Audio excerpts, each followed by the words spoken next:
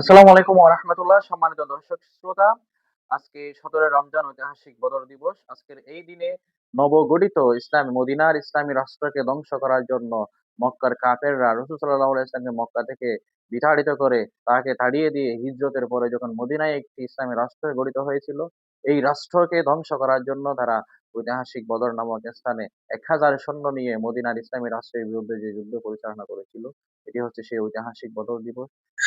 মক্কায় কাফেরদের অত্যাচারের কারণে যখন মুসলমানরা মদিনায় হিজরত করেছিল, তখন তারা মক্কায় তাদের সকল ধন-সম্পদ রেখে আসছিল।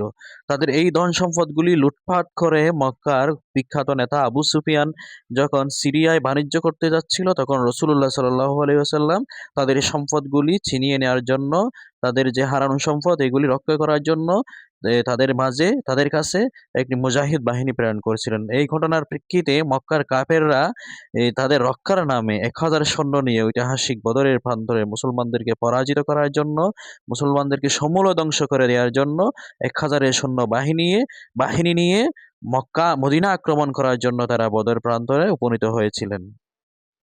নবগঠিত ইসলামী রাষ্ট্রকে রক্ষা করার জন্য হাতিয়ার ও যুদ্ধ সরঞ্জামহীন ৩১৩ জন সাহাবী মহান আল্লাহর প্রতি তাওয়াক্কুল রেখে বদরের যুদ্ধে ঝাঁপিয়ে পড়েন এবং আল্লাহ তাআলার সাহায্যে সেই কাফের বাহিনীটিকে পরাজিত করে মুসলমানরা এই যুদ্ধে জয়লাভ করেন।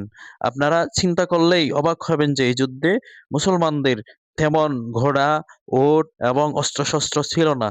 কারণ তারা নবগঠিত ইসলামী রাষ্ট্র ছিল এবং তাদের সেইভাবেই যুদ্ধের জন্য যে এই রণাঙ্গনে যে সকল হাতিয়ার যন্ত্রপাতি প্রয়োজন সেগুলি ছিল না। তারা একমাত্র আল্লাহকে তাওয়াক্কুল রেখে, আল্লাহকে সাক্ষী রেখে জেহাদের ময়দানে ঝাঁপিয়ে পড়েছিল এবং নবগঠিত ইসলামী রাষ্ট্র রক্ষা করেছিল। এই যুদ্ধে কাফিরদের পক্ষে ৭০ জন নিহত হন এবং ৭০ জন বাহিনী বন্দী হন এবং মুসলমানদের মধ্যে ১৪ জন সাহাবী শাহাদাত বরণ করেন। এই যুদ্ধে মক্কার সেই কুখ্যাত নেতা আবু জাহেলকে ২ জন কিশোর তাদের তরবারির আঘাতে হত্যা করেছিলেন। এই যুদ্ধকে কোরআনে সত্য মিথ্যার পার্থক্যকারী যুদ্ধ হিসেবে বলা হয়। কারণ এই যুদ্ধের মধ্য দিয়ে নবগঠিত ইসলামী রাষ্ট্র এবং মানবতার মুক্তির ধর্ম ইসলাম সারা পৃথিবীতে আল্লাহ তাআলা ছড়িয়ে দিয়েছিলেন এবং নবমর্যাদায় এই ইসলামকে আল্লাহ তাআলা প্রতিষ্ঠা করেছিলেন।